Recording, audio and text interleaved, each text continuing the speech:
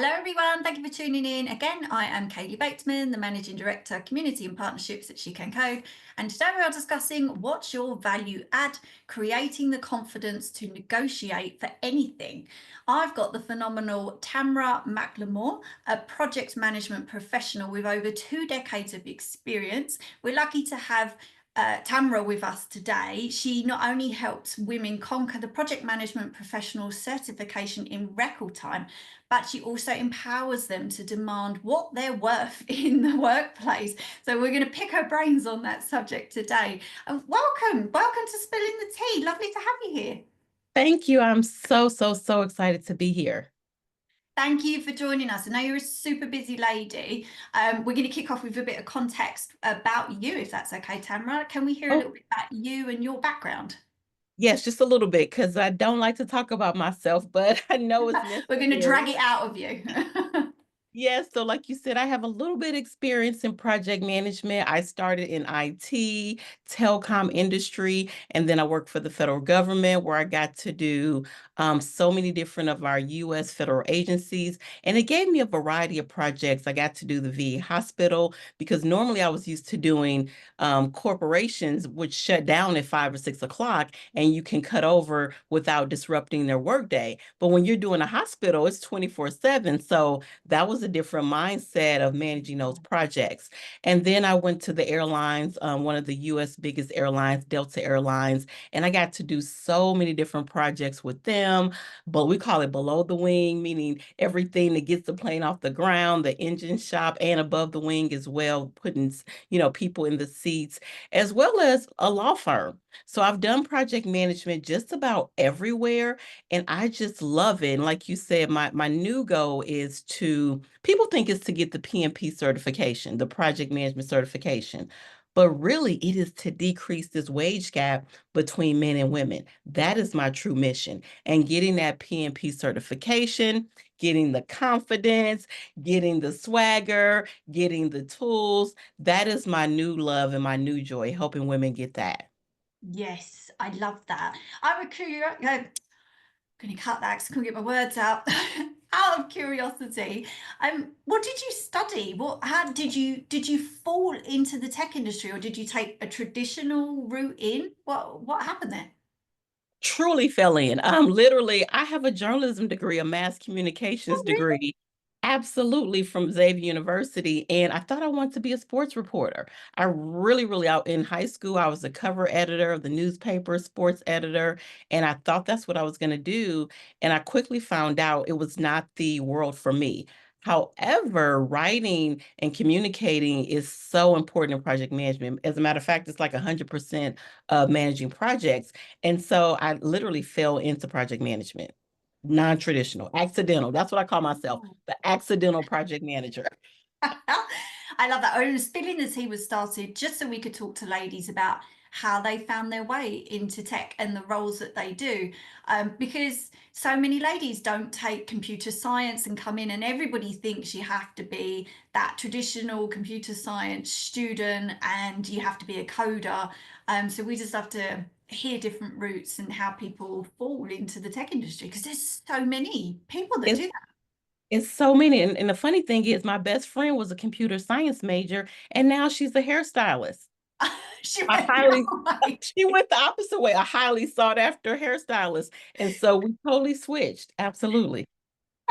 I love that. We actually had a hairdresser on one of our live webinars, and she was a hairdresser who retrained to go into tech. So I've never heard somebody go the other way. So you never know where life Never will know. take you.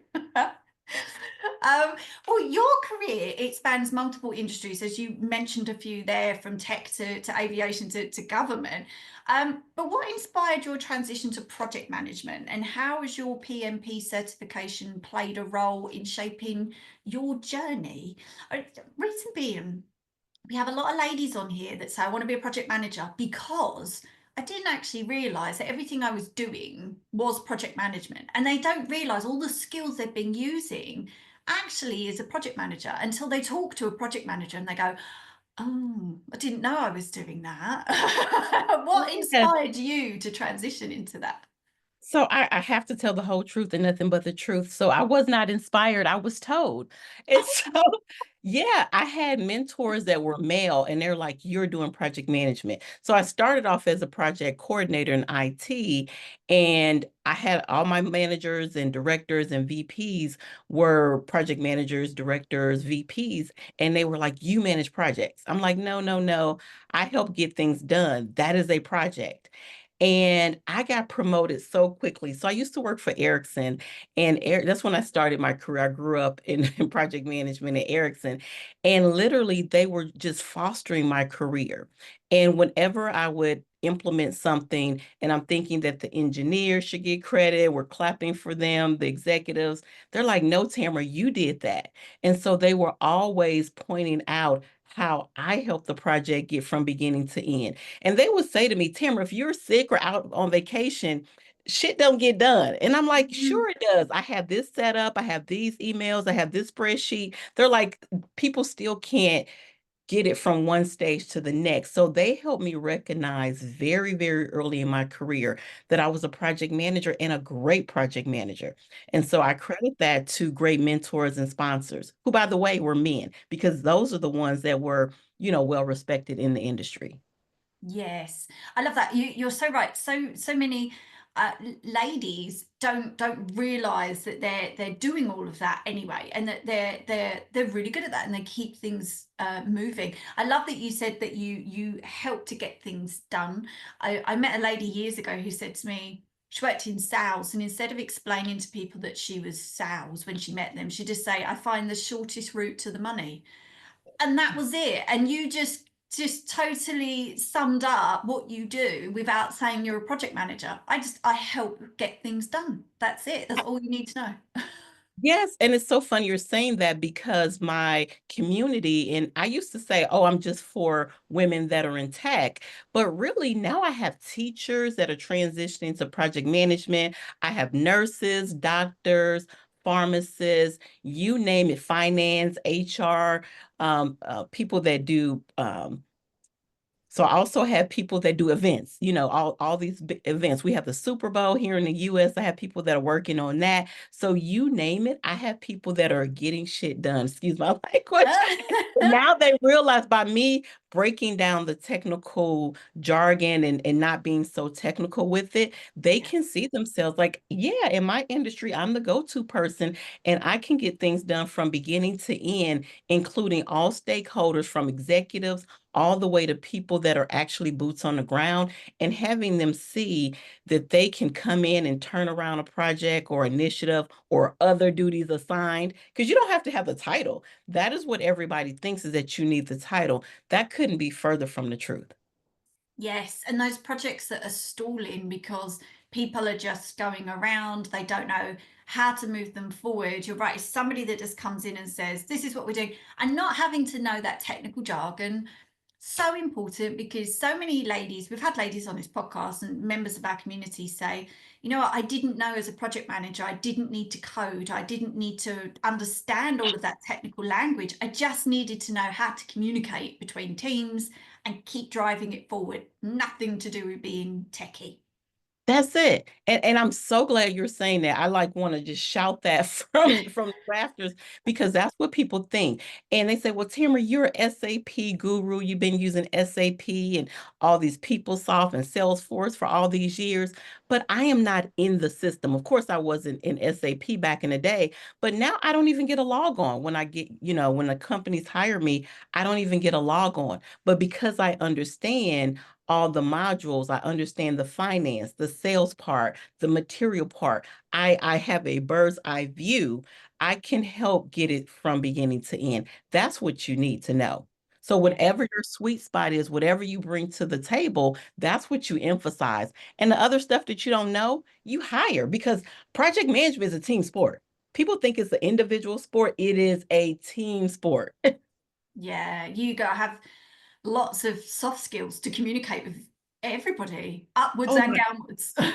you have to have those soft skills. And so here in the US, I have just recently been corrected. We're calling them power skills now because they Okay. don't want to look at them as hard versus soft, because these softer skills are essential. And so now we're calling them power skills. And Oh, I so love just that.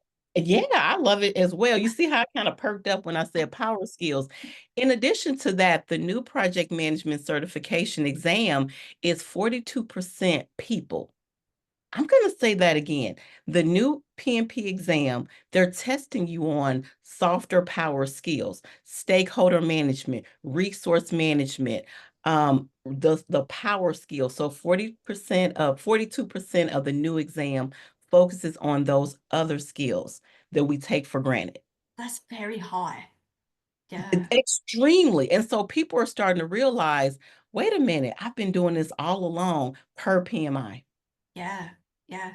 Well, one topic I wanted to talk to you about today, a very taboo topic, is salaries as well. It's something that people don't talk about, but obviously we have those awkward conversations when we need to negotiate salaries. And you've helped so many women negotiate their higher salaries and more flexible roles as well. Another taboo topic that we don't like to talk about. But what are some of the biggest mindset shifts that women need to make to advocate for themselves? It's incredibly difficult sometimes. How can they advocate for themselves confidently in male-dominated fields like technology? That's a big, Yeah.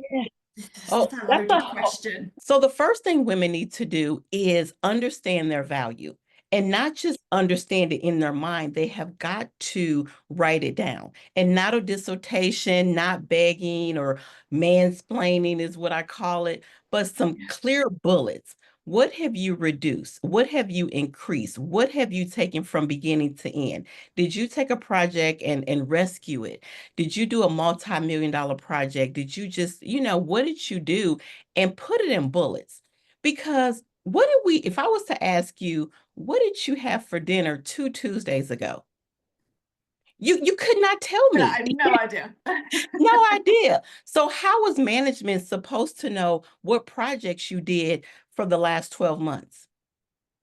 Yeah. Impossible. And even we don't remember. So I have the women that I coach have a brag book.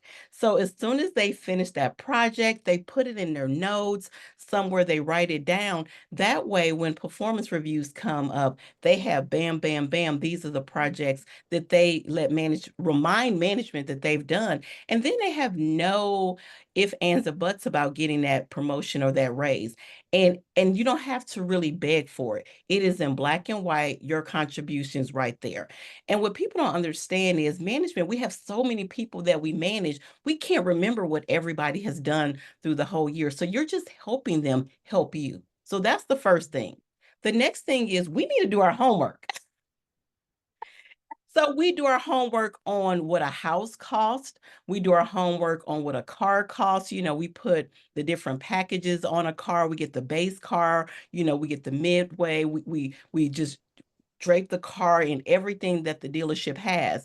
But for what we do for 8 to 10 hours a day, we have no idea what we should Yeah. be getting paid. That has got to change. We should know.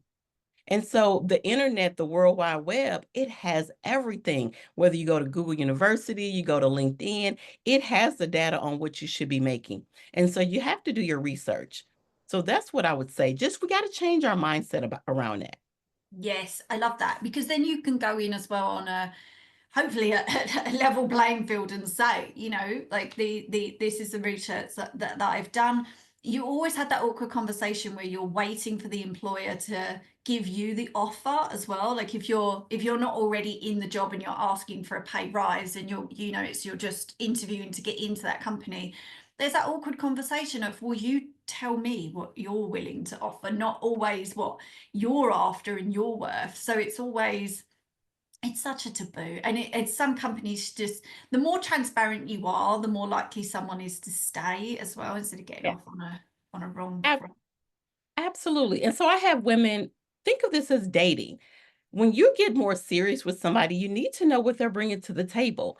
And Yeah. we have to treat it like dating because, once again, we're going to be with this company 8 to 10 hours a day, 5 days a week for how many years? We're in a relationship. Yeah. So if we go in a relationship feeling like we got the short end of the enthusiastic or we're not as happy. That just makes for an awkward relationship when we didn't do our research. We didn't have the courage to ask. So we ask our partner, make sure they're working where they say they should, make sure they have good credit. There are things about our spouse before we go down the aisle, we want to make sure they have. So we have to treat our employer the same way. Yes, I love that. Yes, before you make that commitment of walking down the aisle. I love that. And yeah, I love the fact that you mentioned managers and like what managers are managing lots of people and they do forget things, but also I've had ladies from our community tell me that managers, they're not mind readers and they don't know as well if you even want that promotion or even to go for it. So some of our ladies, they say, I sat too long hoping that somebody would notice that I was doing all the right things instead of just putting myself forward. It's kind of like nobody's coming for you. You have to put yourself forward, advocate for yourself. And the moment you realize that, you think, actually, it's only me that's going to be able to do that. I have to speak up. Oh my goodness, that is so correct. So one of my last positions before COVID, I got called in the management office. And one of my business analysts, she complained on me because I didn't recognize her. And my boss was like, "Did you ask her? Did you tell her you wanted to transition to be a project manager?" Because yes, she was doing so my boss said, "Did you ask Tamara? Did you tell her you wanted to be a project manager?" And crickets. She was like, "No." And she actually went and complained that I did not recognize her. And he Oh, said, "You cannot do that. You have to have the conversation with Tamara, just like you're having with me." And so she came back. She ate crow, is what we call in the US. And she had that conversation. I'm like, "Oh my God, I need to train somebody. I'm exhausted." And I started letting her take over my meetings and she became a really good project manager. Now, did she step on some toes and burn some bridges? Absolutely, because she was upset with all of us for not recognizing her when she should have spoken up. And so yes. like you said, a lot of women do that and then they're frustrated when men go in the office and say, "I want to be promoted." And this is why. They're not waiting Yeah. at Yeah. And if they don't get it, they don't get it. But at least they were honest about it and said, I'm interested. Please absolutely. consider me. Yeah. And this kind of goes into a point about that. I know it's something that you talk about a lot about how corporate environments can often erode women's confidence. Sometimes being in that environment that is not a good place for you to be, especially when pursuing certifications like the PMP. What advice would you give to someone feeling hesitant or unqualified to take the next step in their career? Everybody is qualified to be a project manager. I literally had somebody that was only out of school for 2 years. So if you have a degree, you need 3 years of project management experience. If you don't have a degree, you need 5. That is just 3 to 5 years worth of working experience. We have it. People think I have to work in this for this major multi-billion dollar industry or company to have it. That is far from the truth. And so I help people sit down and really say, "Hmm, what initiative or other duties assigned have I done?" And people think that you need to have done the project from beginning to end, but that's just not how the real world works at your job. Seldom do I start a project from beginning to end. Sometimes I get the project in the middle and I rescue it and then take it to completion. Sometimes I start the project, I have it on a good path, and now they want someone else to take it over. You can put those projects on your application. And so I tell people, ask, raise your hand and really talk to a professional like myself to see if you really qualify. I have never had someone who did not qualify. Maybe one time where I was like, "Well, just get one more year of experience," but I have coached not hundreds, thousands of people, and they all qualify. Yeah, and you know what, we have that question a lot in our community about is it too late to try something new? Have I left it too late in my career? Which we always find is absolute rubbish to say. But also, if you're just getting started, how do you show you even have experience? Is something that we get asked so often. But it's not always companies aren't always looking for that experience either, are they? Like we said about the soft skills and everything that you've done in a previous role as well. It's not like that's all been disregarded. You were probably already doing those things in your last role. It's just how do you communicate them for your new career journey or your new role really is the thing. Absolutely. So people think it has to be in tech. So let me give you an example. I had people in the education field and I asked her, what are those other duties assigned? And the one that I like to bring up to them is, did you have any input on the new curriculum that the school is using, whether it's, kindergarten through, high school or higher education? And normally they say yes. So when you research those curriculum companies, that was a project. You narrowed it down from like 20 to maybe 5. And then you implemented 3 within, a small subset of the school. The testing scores went up and you implemented it through the school district. That is a project. And Yeah. they're like, so you just be surprised. A new rollout of pharmaceuticals. I have a couple people that do research in that industry. From the time the drug is being tested to the time it rolls out and gets approval from our governing body, that is a project. So I can go on and on. It has a beginning and an end. And so we just have to think different. People always think, like you said, it has to be coding, it has to be so technical, that if it's not technical, you can't use it, and that's not accurate. Every industry needs a project manager. Yes, it's a definite myth about working in tech. Everybody needs to be technical, and there are so many project managers and female project managers. And everyone that I've spoken to that went into that role said, I didn't even know it existed. That's the thing. It's, everybody in tech is like, oh, you should go into project management. But said, unless somebody tells you that, or someone that's working in it, or a lot of our ladies say, oh, my husband was doing something similar, and I realized like that's how I fell into tech. So it's those things that sometimes the more visible a role is, the easier it is for everybody else. But I completely agree. You don't have to be techie to be in tech, and it's something that we try and get out there and spread that message. Your Absolutely. course, I wanted to ask you about your 2-week PMP intensive course, which has a 95% success rate. Amazing. But what makes your approach so effective? And what common mistakes do people make when preparing for that all important PMP exam? So people think that my success is because I'm just whipping them into shape. That is not accurate. I have to change their mindset. So even before they enroll in the class, I make sure I meet almost everyone and I change their mindset so that they can see I'm not transitioning into project management. I am a project manager. I might not have the title. So when they go in with that, in the boot camp, a lot of these courses have the made up scenarios that are in the book. I don't use those. I help everybody in my boot camp with their application. So that way I know what they're doing day to day. And I use those examples in the boot camp. So let's say we're going over risk management, which is one of my favorite knowledge areas. I help everybody understand they have mitigated risk on their project, meaning reduce risk in some form or fashion, whether you're in education, whether you're in finance, whether you're in healthcare, every industry, you have reduced risk. And people just start having aha moments. And so even before the boot camp is over, they're using the tools that they've learned. So for an example, this is the second week of the boot camp that I have going on now. Last week, people went to their boss during a meeting and some of the engineers just weren't getting things done and they were able to speak up. They were able to tell the business, we need your input on these meetings so that you can clearly tell us what you want at the end. She broke down what the tech was saying from the key stakeholders to logistics. Management took note and was like, oh my goodness, we need to promote you. Yeah. So I know you're saying, what is my success rate? But it is not about getting the piece of paper.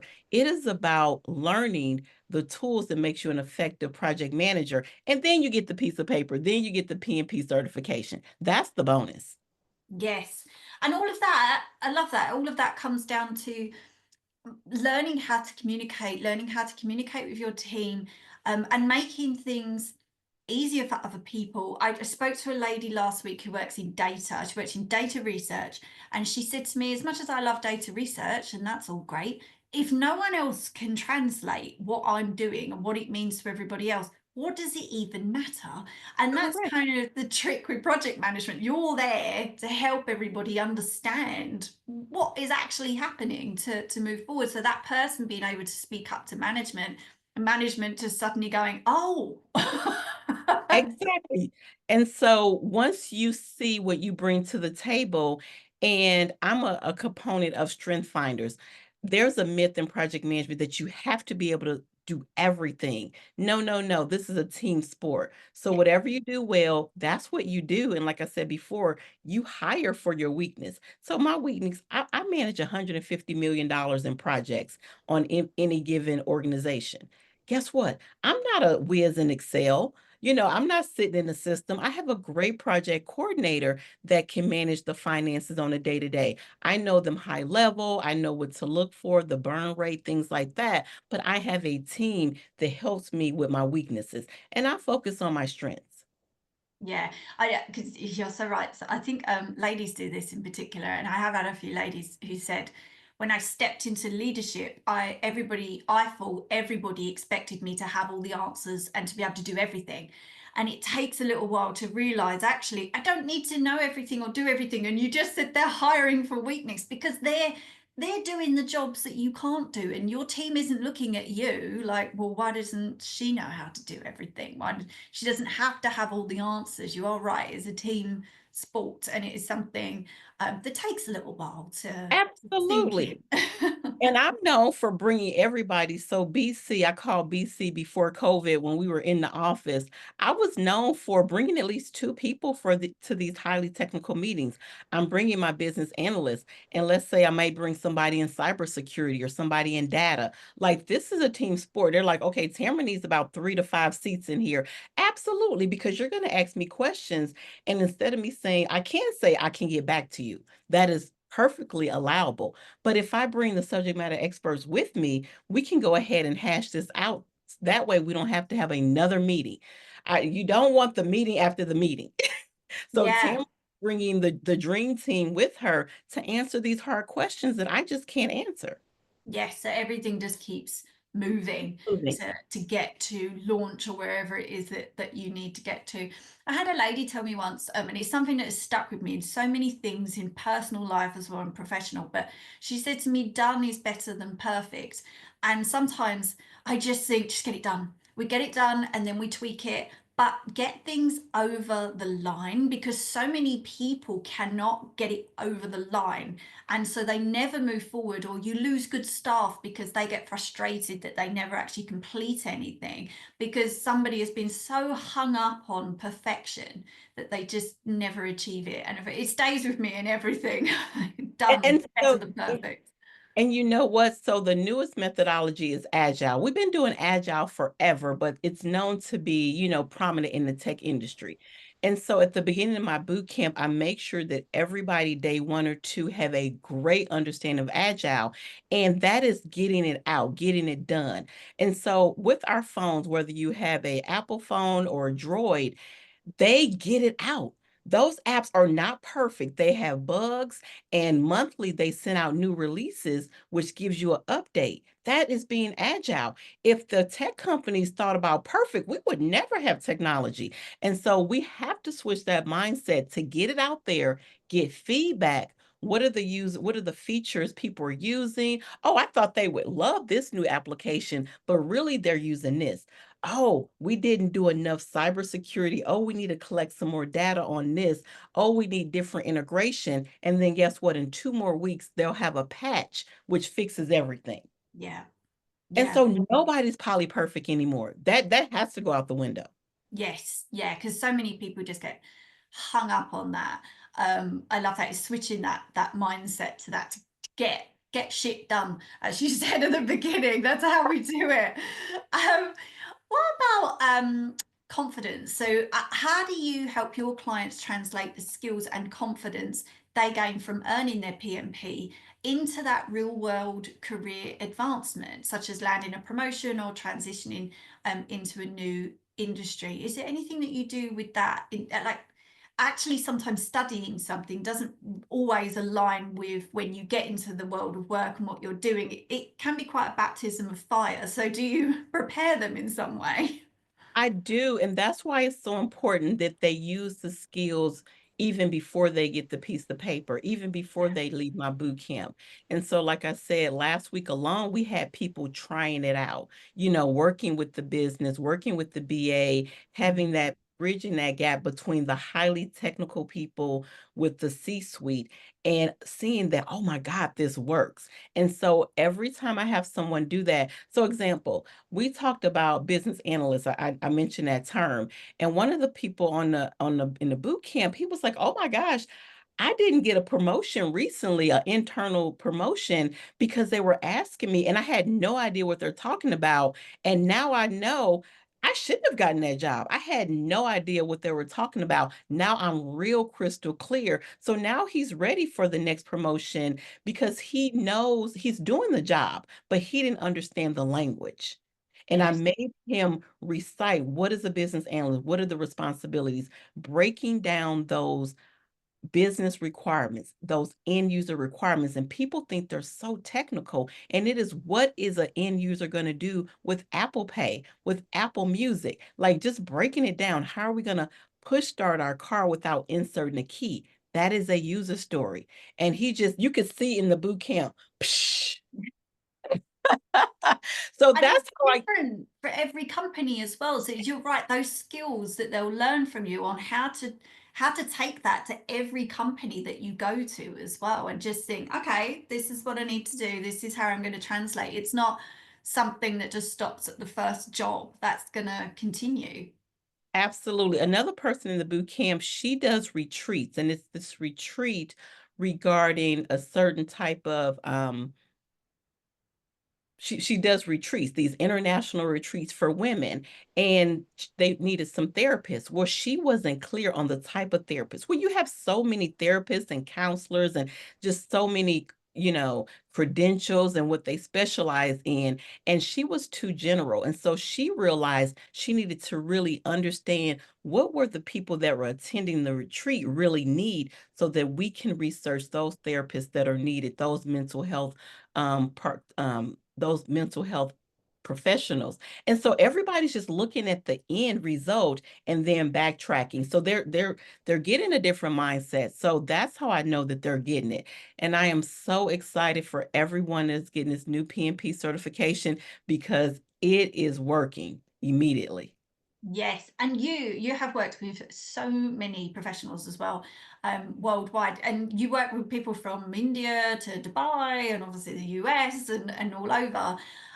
What about trends? What have you seen? What global trends or challenges have you observed in project management, and how can women in tech stay competitive in such a rapidly evolving field? So this question came up last night. I tell people, get the ROI off the one certification and then do a survey of how other people view you.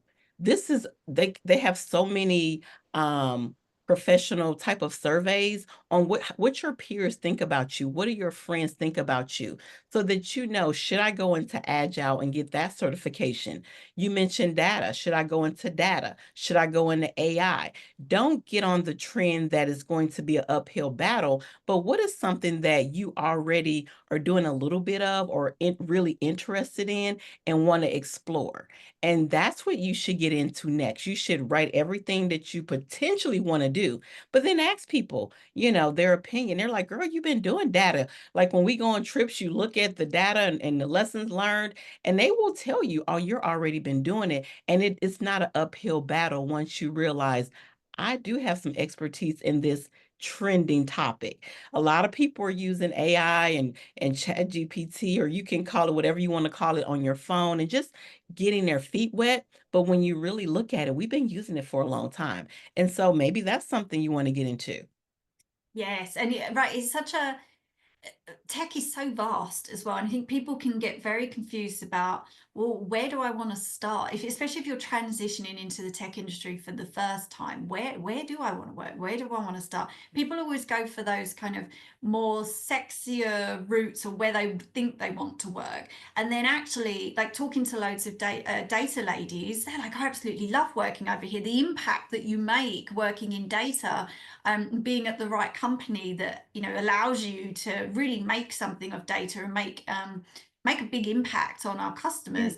It's knowing all of those different areas, and how to take those certifications that they're learning with people like yourselves and applying them to those roles, is so important in finding something that's really relevant to you. Absolutely.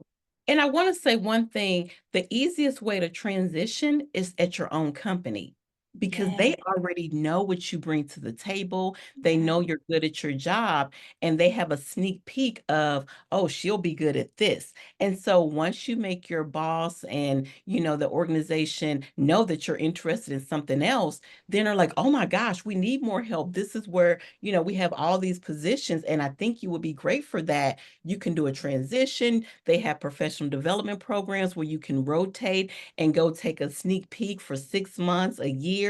So start at your company. Every company have all these divisions that you're interested in. So I tell people, don't leave your company. If you love the company and they know what you bring to the table, just research and they have a more tech side to it. Just transition and go over to the other organization. You know what? That's such a good tip, because good companies, they don't want to lose good talent as well. And some of our corporate ambassadors, they have said that their ladies will move around different departments, and they'll start those companies like 20, 30 years and just move around. And that company just thinks, no, we're not losing that talent. Will allow them to go off and try something else because they're going to do it anyway. So you might as well keep them instead of losing them elsewhere. Absolutely, absolutely, and they may come back around. A lot of people Yeah. do that. We call them boomerangs or two-piece, three-piece. They will come back around, and they'll bring more to the table when they come back to that group or that organization. Yes, I worked for an organisation that was like that.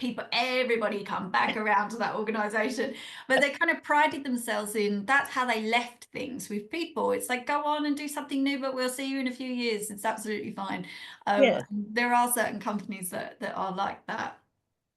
Um, Tamara, we're already out of time. I could keep talking to you for several hours on this topic. It's been an absolute pleasure having you on here. Thank you so much for coming on and having a chat. Thank you for having me. Hopefully, I help, people in your community understand and know that they're project managers. And if they want to reach out to me, they can find me at iwantmypmp.com. I have a free quiz. You answer a couple questions and you can clearly see that, huh, I'm already a project manager. And then my calendar is on there so they can set up a free consultation where we can just talk it through. You'd be surprised how many people will set up a consult with me. All I do is go look at their LinkedIn and I can pull out projects that they've done where they see it as operations and regular work, other duties that they've been doing, and I can pull out the projects. And they're like, oh, I've been a project manager all along. So to your community, that is my free gift to them. Amazing. Thank you. We're going to add a link to you as well in the episode blurb. So, community, please do take a look at that. Please do reach out to Tamara, because there are also so many project managers within our community that would love to meet you and to all help each other as well. We're a collaborative community, so everybody dips in and helps each other. So, we will definitely add a link of how to reach out to you. So, thank you so much. And for everybody listening, as always, thank you so much for joining us. And we hope to see you again next time.